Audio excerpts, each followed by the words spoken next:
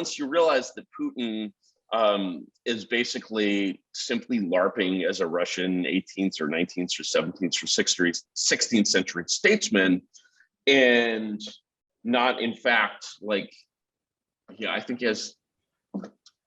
he's probably never thought at all about the Falkland Islands.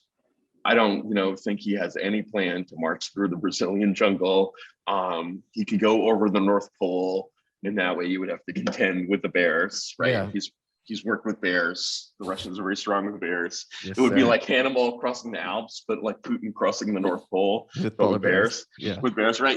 But I mean, the thing is, if you're into these kinds of lurid fantasies, there's a lot of places you can go.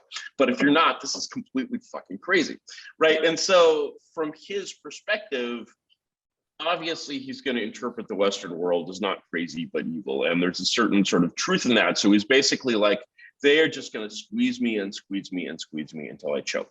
That said, Putin did miscalculate here, I think, in two ways.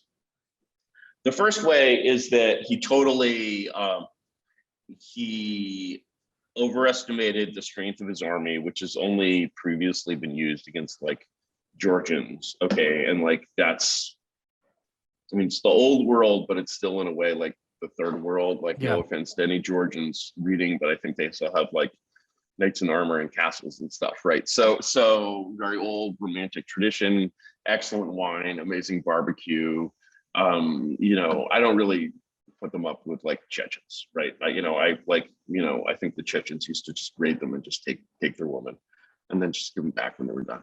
I think that's how it was with Georgians. So, basically that was straightforward. I'm sorry if there are any Georgian viewers who I've offended there, but like, that's just my very biased impression that Russians versus Georgians is not a problem. And I think this guy Saakashvili, who was the president of Georgia, which was a big thing. I think he and Zelensky, I think he's like lives in America and like drives an Uber or something. So maybe Zelensky could come here and like drive a Lyft and they could have like a reality show or something, but in any case, Putin's mistakes. So, the Russian army military was clearly not as competent as he thought. The Ukrainian military was clearly stronger than he thought.